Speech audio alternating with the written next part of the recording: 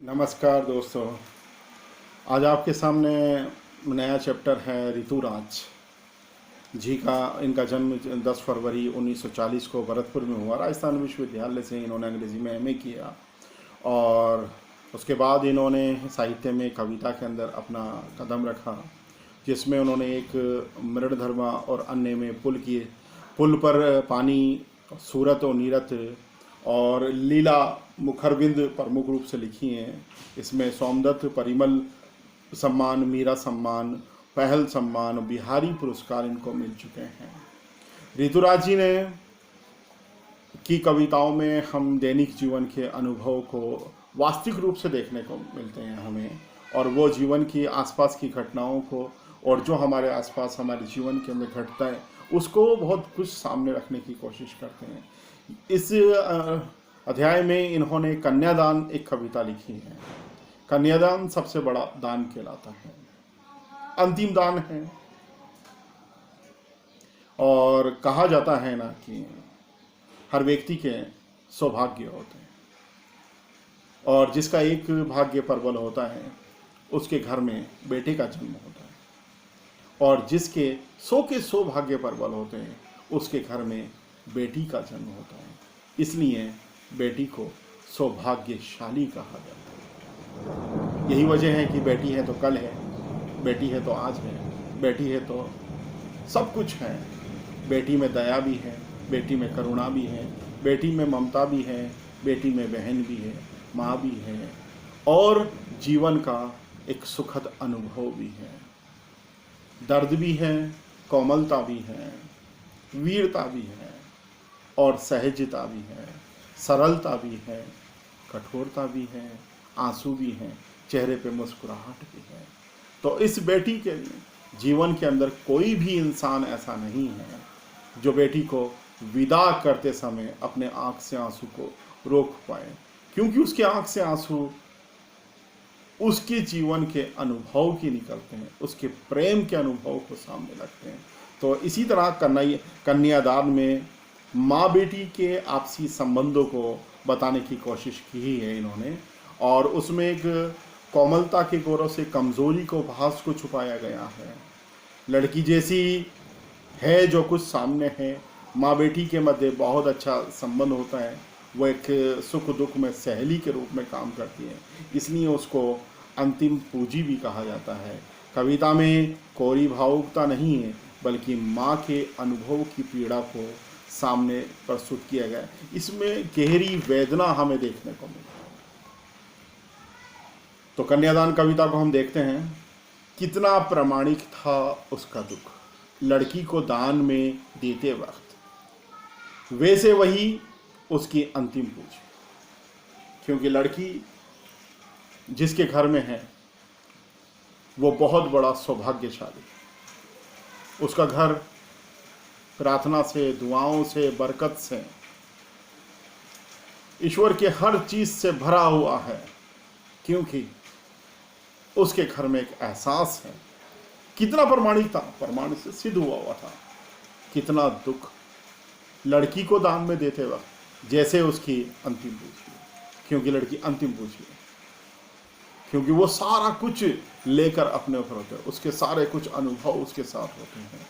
तो कितना प्रमाणिक था वो सबसे बड़ा दान। लड़की अभी सियानी नहीं थी, लड़की अभी सियानी नहीं थी, अभी इतनी भोली सरल थी, इतनी जवान नहीं हुई थी। वो सीख नहीं पाई थी कि उसे क्या करना है क्या नहीं करना है।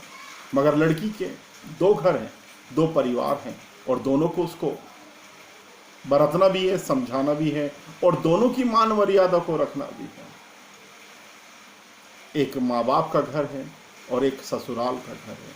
तो 2 घरों के बोझ को, 2 घरों के भार को, बोझ तो क्या, भार को लेकर अपने साथ चलती है, उनके आदर्श को अपने साथ लेकर चलती है, और उनके यथार्थ को अपने साथ लेकर चलती है, उनके अनुभव को अपने साथ लेती है। एक जब बच्ची की शादी होती है तो उसकी उम्र इतना ही नहीं होती कि वो सब कुछ सीख सकेगी। लड़की अभी सियानी नहीं थी, अभी इतनी भोली सरल थी कि उसे सुख का आभास तो होता था, उसे सुख का आभास तो होता था। इतनी भोली थी कि उसे सुख का आनंद तो होता था, सुख का आभास तो होता था, लेकिन दुख पचाना नहीं आता था। छोटी छोटी बात में रोने लग जाते थे।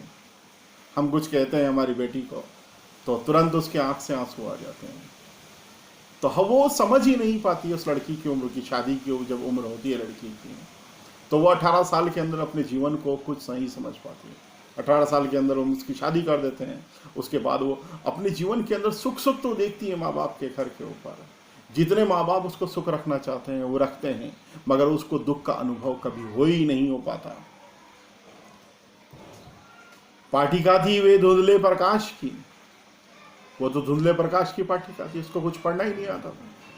वो समझ में ही नहीं आती थी कि वो क्या करेगी अपने जीवन के अंदर, आगे क्या पढ़ेगी, क्योंकि पल पल के अंदर माँ बाप उसकी मदद करते थे, कुछ तर्कों और कुछ लेबत पंक्तियों की। छोटी सी बातें, छोटी सी किताबें, छोटी सी जब सब कुछ जानकारी बातें। माँ ने कहा पानी में झांक कर, माँ ने कहा पानी में झांक कर अपने चेहरे पर मत रिझना। जब उसकी शादी हो रही थी, जब कन्यादान हो रहा था, तो माँ ने उसे कहा कि पानी पर झांक कर अपने चेहरे पर रिझना मत, कि पानी के अंदर झांक कर मतलब अपने चेहरे को आईने में देख कर रिझना मत, ये सोचना मत कि मैं सबसे ज़्यादा खूबसूरत हूँ, मैं सबसे ज़्यादा बहुत कुछ मन ही मन के अंदर प्रसन्न। तुम अपने आप को मन ही मन के अंदर प्रसन्न मत करना, ना अपने आप को खुश होना कि पानी में देखने के बाद मुझसे ज़्यादा खूबसूरत, मुझसे ज़्यादा सुंदर कोई है ही नहीं, ऐसा नहीं करना। आग रोटी सेकने के लिए है, जलने के लिए नहीं। आग रोटी सेकने के लिए है, जलने के लिए।